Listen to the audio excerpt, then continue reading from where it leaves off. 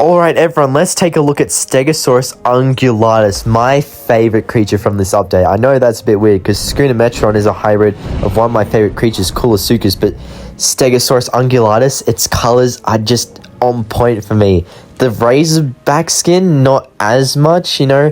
The green is cool, don't get me wrong, but it's more just a knockoff of the common, I would almost say, but it still looks amazing. I do love the green, don't get me wrong, but the purple, it's like a Lux. It's meant to be a bioluminescent creature almost. We do know there was a bioluminescent Stegosaurus in the Jurassic World live exhibition tour, so it might be that Stegosaurus, it might be trying to be that one, I'm not too sure.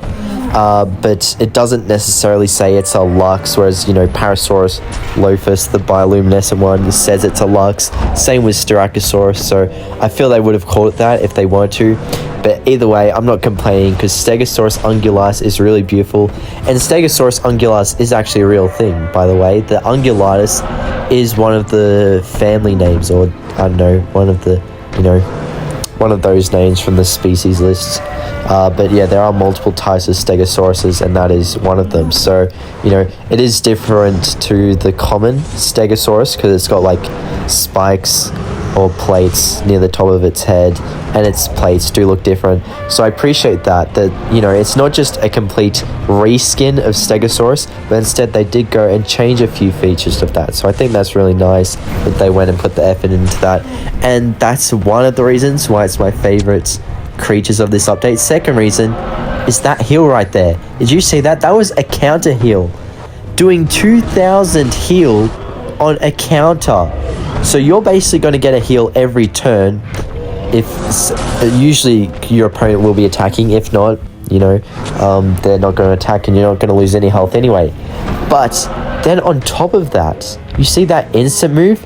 That does 2 times the heal that your counter would. So it heals back 4k depending on the attack I have. So my base attack is 2000. I want to get as high as possible just for this. I want to get the health as high as possible because attack almost doesn't matter to a point, because at one point Stegosaurus ungulatus is able to just heal itself so completely. It's almost full all the time, so you may as well just go for the most health possible on this guy and then do mostly attack. But look at this, 4.5k.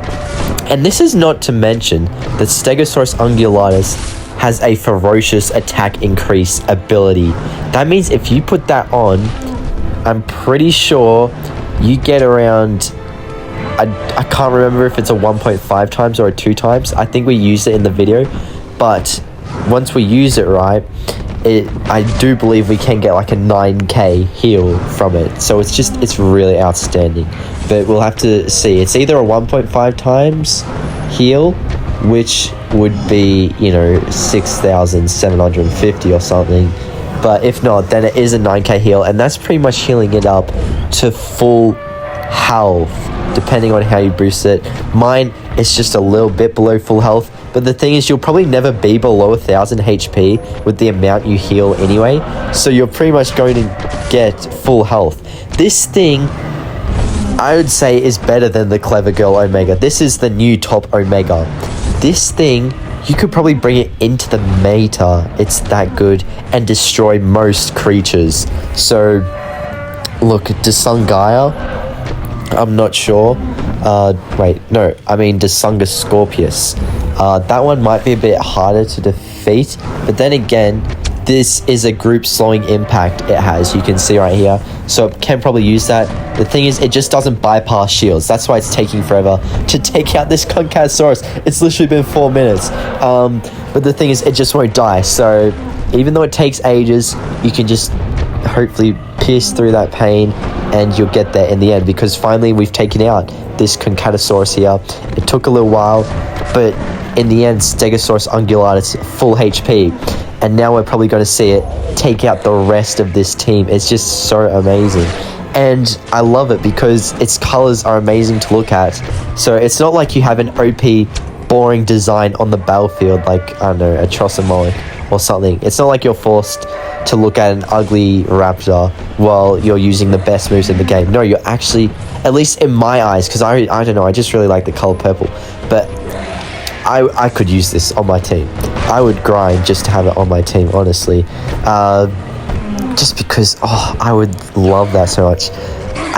I hope it doesn't get nerfed, because many Omegas haven't been touched at this point, and I hope it stays like that for a little while, or at least for a good amount of time, because, you know, I've grinded quite a fair bit for Omegas, and they're really hard to get at the moment. They are going to be easier soon, but with how hard they've been, it would be such a slap in the face to just nerf them right off the bat. So I hope Omegas stay really relevant for quite a while, quite a long time, you know, at least until they add Omega Hybrids. I feel that's at least fair, because that's something new we'll want to grind for. I'll want to grind for Omega Hybrids when they add them.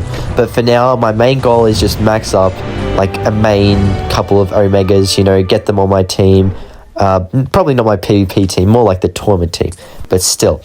And how good is Stegosaurus Ungulatus? Well, just 3-0'd that team, but just to prove how extra good it is, I'm going to solo Lord Lithranax with Stegosaurus Ungulatus. That's how good it is. It'll take a little while. Keep that in mind. Just keep that in mind. Don't try not to get too bored. I'll go through all the moves with it. But as you can see, it just used long invincibility. So Lingering Ferocity comes in an advantage here. Because if I use another move, I'm going to get counter-attacked. So, and I won't get any damage off. So it's best to just shield up right now. Of course, they're going to attack me. But I have a lot of armor thanks to that attack increase as well. I think it, and look at that counter. Did you see that? 4.5k on the counter now. That is insane. So it is 2 times heal now. My goodness, Stegosaurus Ungulatus just blows my mind. Honestly, it's just so good, and I'm so in love with it. It's not like good in a bad way. It's good as in I would love to play with it. I know some people are going to get annoyed at it, but you think not many people are going to have it on their teams. Let's be honest.